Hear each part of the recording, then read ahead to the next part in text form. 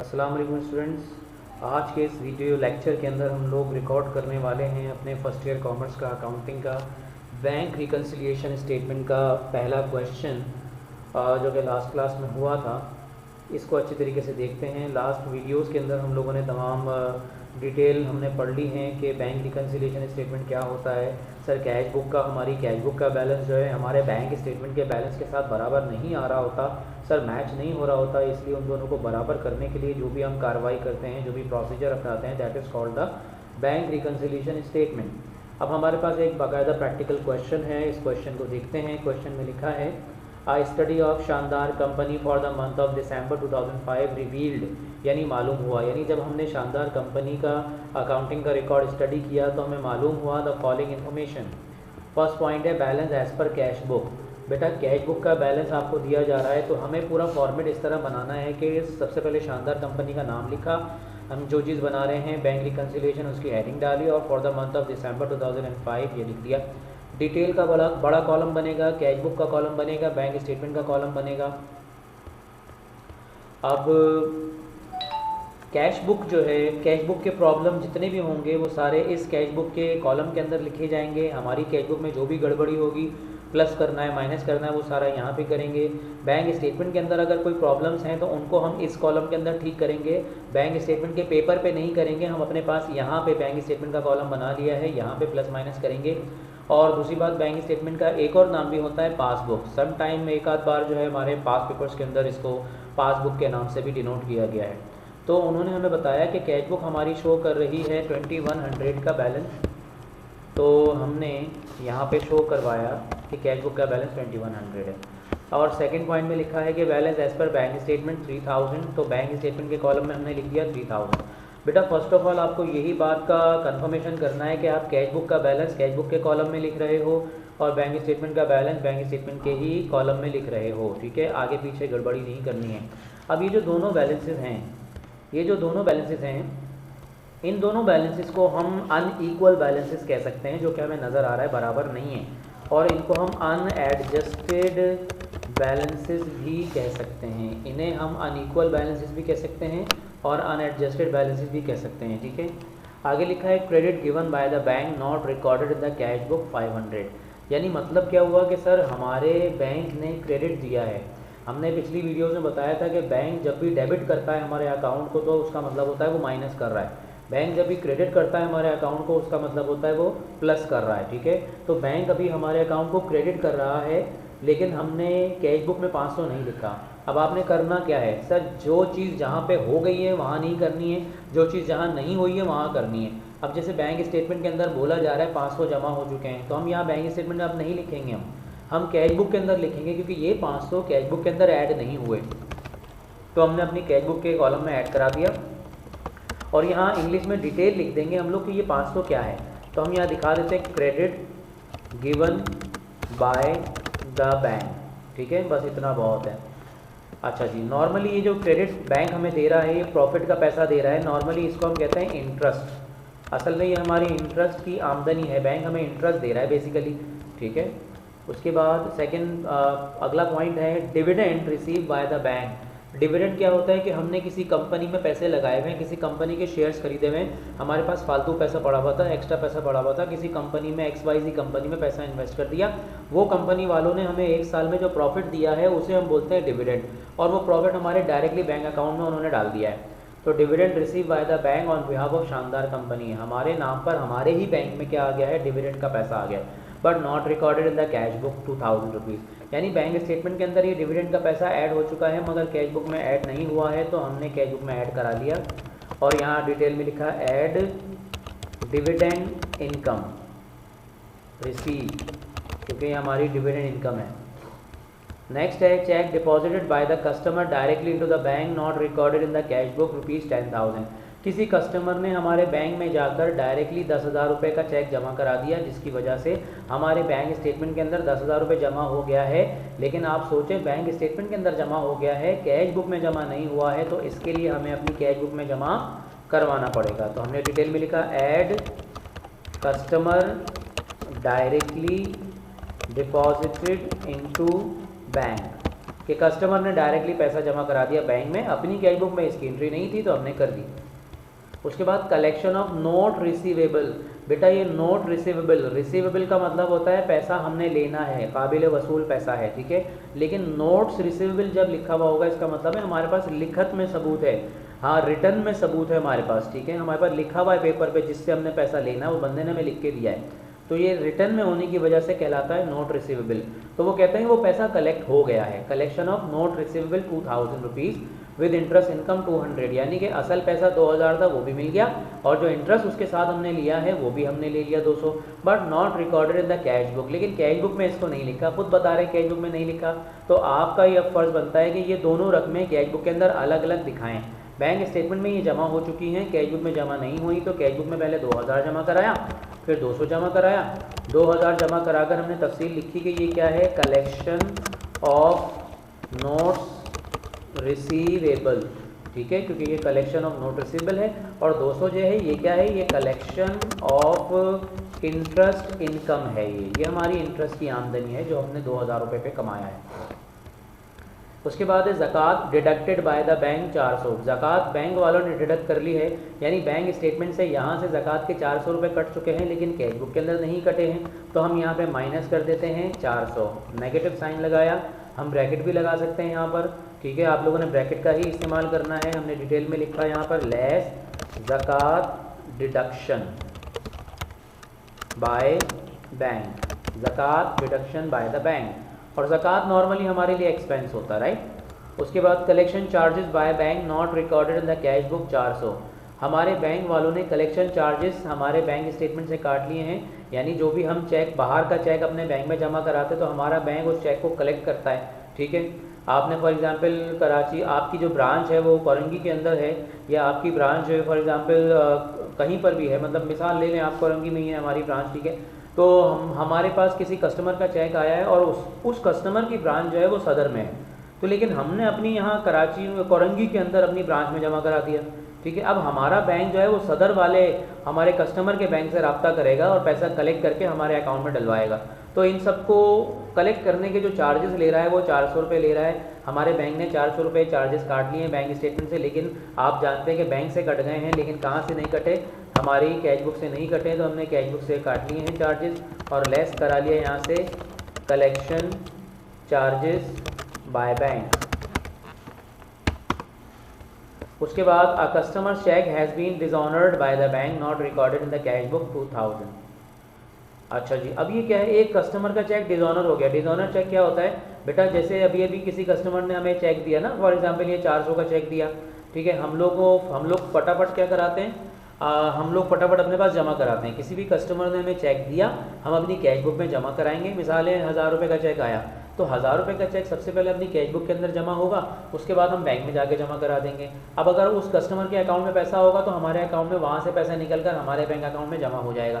लेकिन अगर उस कस्टमर के अकाउंट में पैसा नहीं होगा तो उसका चेक वापस आ जाएगा हमारे पास, चेक बाउंस हो जाएगा, ठीक है। बैंक वाले मना कर देंगे भाई जिसका चेक तुमने दिया है इसके अकाउंट में तो पैसा ही नहीं है, हम तुम्हारे अकाउंट में कहाँ से डालें, तो वो चेक हमारे पास वापस आ जाएगा। तो ऐसे चेक को हम कहते हैं डिसऑनर चेक, ठीक है। अब हम क्या करें सर जब ये चेक हमने लिया था ना तो अपने पास अपनी कैश बुक के अंदर जमा करा लिया था, लेकिन बैंक वाले ने तो जमा ही नहीं किया और ना होगा, तो अब हमें अपनी कैश बुक से इस अमाउंट को माइनस करवा देना है।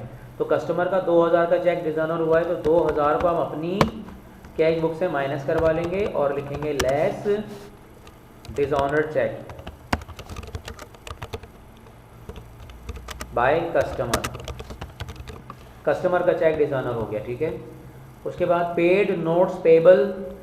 नोट्स पेबल क्या होता है, पेबल का मतलब हमने किसी को पैसा देना है और नोट्स का मतलब हमने रिटर्न में लिख के दिया हुआ उसको, ठीक है। तो हमने पैसा देना था किसी को, हमने पे कर दिया है 3500 रुपया विद इंटरेस्ट, साथ में इंटरेस्ट भी पे कर दिया है 500 बाय बैंक के through, but not recorded in the cash book. लेकिन हमने कैश बुक में इसको माइनस नहीं कराया, यानी बैंक से हो चुका है, हमारी कैश बुक से माइनस नहीं हुआ है। तो दोनों चीज़ों को अलग अलग करके माइनस कराएंगे। 3500 पहले माइनस कराएंगे जो असल रकम पे की है, और फिर जो 500 का हमने इंटरेस्ट पे किया है वो भी माइनस कराएंगे। और तफसील में क्या लिखेंगे, less payment of notes payable. और ये क्या है सर, ये भी लेस हो रहा है पेमेंट ऑफ इंटरेस्ट एक्सपेंस। बेटा इंटरेस्ट हम लेते हैं तो इनकम होता है, और देते हैं तो हमारे लिए वही एक्सपेंस बन जाता है। उसके बाद है अनक्लियर चेक 12,000। अनक्लियर चेक क्या था, किसी कस्टमर का चेक आया हमारे पास, हमने कैश बुक में जमा करा लिया 12,000, अच्छा बैंक में जमा कराया तो बैंक वाले कहते हैं कि इसको बैंक अकाउंट में आने में 2 से 3 दिन का टाइम लगेगा, क्लियरेंस में जाएगा ये, ठीक है। तो ऐसी सूरत हाल में हमारी कैश बुक में ये 12,000 जमा हो चुके होंगे लेकिन बैंक स्टेटमेंट के अंदर जमा नहीं हुए होंगे, तो इन्हें बैंक स्टेटमेंट के कॉलम में जमा करवाया और यहाँ पे लिखा add uncleared cheque, unclear cheques हमने जमा करा दिया। उसके बाद लास्ट है cheques issued but not presented for the payment 5,000। हमने चेक्स दिए हुए हैं 5,000 के लेकिन अभी तक पेमेंट के लिए प्रेजेंट बैंक में नहीं हुए। याद करें कि आप जब चेक दे देते हैं 5,000 के चेक दे देते हैं तो अपनी कैश बुक से माइनस करा लेते हैं, लेकिन जिन अशखास को आपने दिए हैं, जिन पर्सनस को आपने चेक दिए हैं उन्होंने बैंक से जाके माइनस नहीं कराया, तो नतीजा क्या हुआ, बैंक से माइनस नहीं हुआ, तो आपको बैंक से माइनस कराना होगा। तो 5,000 को बैंक के कॉलम से माइनस करा रहे हैं और हमने यहाँ पर लिख लिया less unpresented cheques, unpresented cheques. Unpresented cheques भी आ गए हैं और तमाम चीज़ें, हमारी तमाम रिक्वायरमेंट्स पूरी हो रही हैं, तमाम पॉइंट यहाँ ख़त्म हो गए हैं। अब हमें क्या करना है, सबका टोटल लेना है। कैश बुक में जितने अमाउंट आ रहे हैं, जो प्लस में आ रहे हैं उनको प्लस कराओ, जो माइनस में आ रहे हैं उनको माइनस कराओ और फिर एट दी एंड आपके पास टोटल यहाँ का बन रहा है 10,000। बैंक स्टेटमेंट में जितने अमाउंट आ रहे हैं प्लस में आ रहे हैं प्लस कराओ, माइनस में आ रहे हैं माइनस कराओ, तो इसका भी टोटल बनना चाहिए 10,000। दोनों बैलेंसेस बराबर आ जाएं तो बेटा उसको बोला जाएगा एडजस्टेड बैलेंसेस, एडजस्टेड बैलेंसेस, ठीक है। बैलेंसेस स्टार्टिंग में क्या थे, अनइक्वल थे, आपके सामने हैं, but at the end of the day हमने दोनों बैलेंसेस को रिकंसाइल कर लिया है, बराबर कर लिया है, ठीक हो गई बात। तो this is called the bank reconciliation statement, right. अच्छा जी, तो ये तो था इस क्वेश्चन की requirement number A, prepare bank reconciliation statement as on 31 December 2005। Now we are going to solve the second requirement, that is prepare general journal entries. अब general journal entries बनाते हैं, आगे बढ़ते हैं। जनरल जर्नल एंट्रीज आपने कैसे बनानी है मैं आपको बताऊं। देखें, कैश बुक आपका रिकॉर्ड है, ये जो कैश बुक आ रही है ना, ये है आपका अपना रिकॉर्ड, आपकी कंपनी की अकाउंटिंग का रिकॉर्ड। बैंक स्टेटमेंट पासबुक जो है ये तो आपका रिकॉर्ड ही नहीं है, ये तो बैंक वाले मेंटेन करते हैं, बस आपने अपने पास ये जो प्लस माइनस कराया है ये तो आपने for the purpose of balancing कराया है, लेकिन आपका जो जेन्युइन रिकॉर्ड है जिसको आप मेंटेन करते हो वो तो कैश बुक का है। तो बच्चों, कैश बुक में जो भी प्लस हुआ है, कैश बुक में जो भी माइनस हुआ है, आई रिपीट, कैश बुक में जो भी प्लस हुआ है, कैश बुक में जो भी माइनस हुआ है, उसको रिकॉर्ड करने के लिए, सिर्फ उसको रिकॉर्ड करने के लिए एंट्रीज बनाई जाती हैं। इसलिए सॉल्यूशन बी की हेडिंग डाली और हेडिंग डाल दी Shandar company, general journal entries की हेडिंग डाल दी, and for the month of December 2005। General journal बनाने का जो तरीक़ेकार है वो आप लोग जानते हैं कि जनरल जर्नल में सबसे पहला कॉलम डेट का आता है, सेकंड कॉलम पार्टिकुलर्स यानी डिटेल का आता है, और फिर मेन कॉलम है डेबिट का और क्रेडिट का, ठीक है। डेबिट क्रेडिट के जो उसूल हैं बेटा वो आप प्रीवियस वीडियोस में देख सकते हैं। हमने अपने चैनल पर मज़ीद जो डेबिट क्रेडिट के रूल की वीडियो बना के डाली हुई है वो आप लोग लाजमी देखें। अगर किसी शख्स को डेबिट क्रेडिट में कोई इशू आ रहा है तो बच्चों आप लोग घर पे बैठकर उस बेसिक वीडियोस को अच्छी तरह देखो, सुनो, उसको समझो, लिखो अपने पास, उसमें तमाम रूल मैंने लिखे हुए हैं, ठीक है, कि डेबिट पर कब किसको लिखा जाता है, क्रेडिट पे कब किसको लिखा जाता है, ठीक है। तो सबसे पहले बात करते हैं ये 500, ठीक है। अच्छा, या यूँ कह लें कि इनको आसान कर देते हैं कि जितने प्लस के अमाउंट है ना, जितने प्लस के अमाउंट है हमारी कैश बुक में, उनकी एंट्री एक साथ बना लें, ठीक है, उनकी एंट्री एक साथ बना लें, और जितने माइनस के अमाउंट हैं उनकी एंट्री एक साथ बनाएंगे हम, ठीक है। जितने प्लस के अमाउंट हैं उनको मैंने ये पर्पल कलर दे दिया है, ठीक है, इनकी मैं एंट्री एक साथ बनाऊंगा, और जितने ये माइनस के अमाउंट हैं उनकी एंट्री में एक साथ बनाऊंगा। अच्छा, अब आप सोचें, जितने भी प्लस के अमाउंट आ रहे हैं, जितने भी प्लस के अमाउंट आ रहे हैं उनसे हमारा बैंक बैलेंस बढ़ रहा है, ठीक है। जितने भी प्लस के अमाउंट आ रहे हैं उनसे हमारा बैंक बैलेंस बढ़ रहा है, तो बैंक हमारा एसेट होता है, आई रिपीट, बैंक हमारा एसेट होता है, और अकॉर्डिंग टू द रूल जब भी हमारा एसेट बढ़ता है, जब भी हमारा एसेट बढ़ता है तो उसे डेबिट पे लिखा जाता है।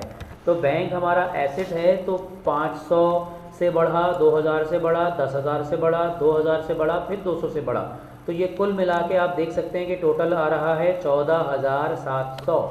तो बैंक मेरा बढ़ चुका है 14,700 से। तो बैंक एसेट है, मैंने बोला जब जब वो बढ़ेगा, जब जब इंक्रीज होगा, उसे हम लिखेंगे डेबिट साइड पर, ठीक है।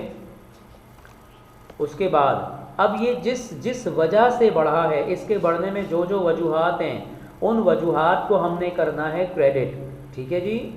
बैंक बढ़ गया है 14,700 से, और जिस वजह से बढ़ा है उन तमाम वजूहात को क्रेडिट करना है। जैसे कि पहली वजह जो है वो इंटरेस्ट इनकम है। ये पूरा इंग्लिश का जुमला हमारे लिए अकाउंटिंग में अहमियत नहीं रखता, एंट्री बनाते वक्त अहमियत रखता है उसका मेन अकाउंट्स का नाम, इंटरेस्ट इनकम। तो 14,700 में पहली वजह जो है वो है हमारा इंटरेस्ट इनकम, ठीक है।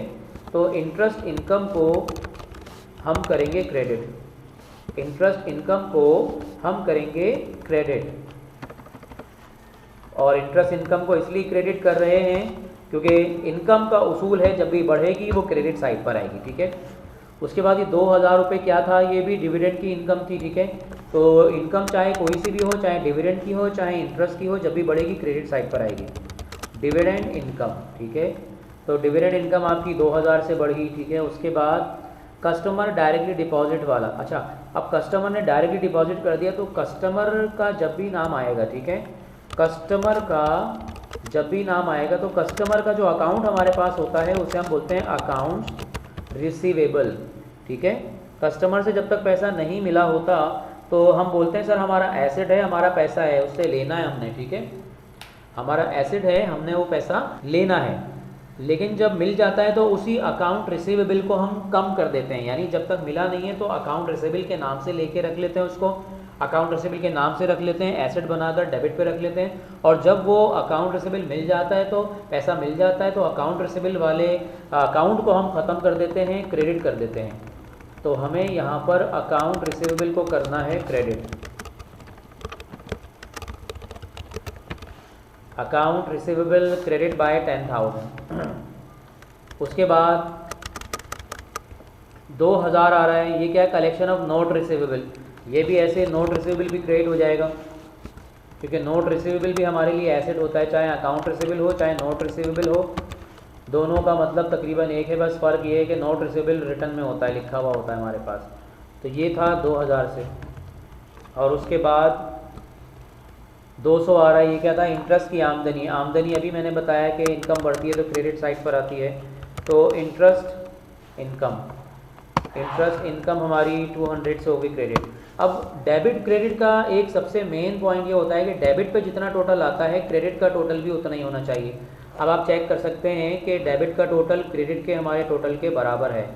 ये आ गई हमारी पहली एंट्री, या यूँ कह लें कि जितने भी हमारे अकाउंट में हमारी कैश बुक के अंदर प्लस हुए थे उन सब की एंट्री बन गई है। अब हम क्या करने वाले हैं, जितने भी हमारी कैश बुक में माइनस हुए हैं, माइनस का मतलब क्या है कि बैंक से पैसा गया है, प्लस का मतलब था बैंक में पैसा आया है। बैंक में जब पैसा आया था बैंक को डेबिट के कॉलम में लिखा था, अब बैंक से पैसा जा रहा है। अब बैंक से पैसा जा रहा है तो अब आपको क्या करना है, क्रेडिट के कॉलम में लिखना होगा बैंक के नाम को। तो बैंक को अब हम क्रेडिट के कॉलम में लिख रहे हैं कि टोटल कितने से बैंक से पैसा कटा है। तो जितने भी माइनस हुए हैं उन सबका टोटल करा लिया हमने, ये आ रहा है 6,800। तो 6,800 ये आपका बैंक से पैसा कट चुका है। अब जिस वजह से कटा है उन तमाम वजूहात को डेबिट करेंगे। जैसे कि सबसे पहले 400 रुपये कटा था, ठीक है, 400 को मैंने लिख दिया यहाँ पर। उसके बाद दोबारा 400 कटा था, डेबिट हो गया। उसके बाद 2,000 कटा था, 2,000 लिख दिया। उसके बाद 3,500 माइनस हुआ था, उसको लिख दिया। उसके बाद 500 माइनस हुआ था, 500 को लिख दिया। अब इनके आगे इनके अकाउंट्स के नाम लिखते हैं। सबसे पहले क्या था, ज़कात। ज़कात मैंने कहा था हमारा खर्चा है, ज़कात एक्सपेंस का भी उसूल यही है कि वो डेबिट पर आता है जब जब खर्चा होगा हमारा। कलेक्शन चार्जेस भी हमारे लिए खर्चा है तो डेबिट पर आ गया। डिसऑनर चेक किसका है, कस्टमर का है, और कस्टमर के अकाउंटिंग के नाम को क्या बोलते हैं हम, अकाउंट्स रिसीवेबल। अभी मैंने बताया था कुछ देर पहले, अकाउंट्स रिसीवेबल। उसके बाद 3,500 क्या है, payment of notes payable. Notes payable असल में लाइबिलिटी थी। लाइबिलिटी जब जब बढ़ती है, कर्जा जब जब बढ़ता है तो क्रेडिट साइड पर होता है, लेकिन जब ख़त्म हो जाता है, क्योंकि हमने तो पेमेंट कर दी ना, तो कर्जा ख़त्म हो गया तो उसके अकाउंट को हम डेबिट कर देते हैं। तो नोट्स पेबल को डेबिट कर दिया।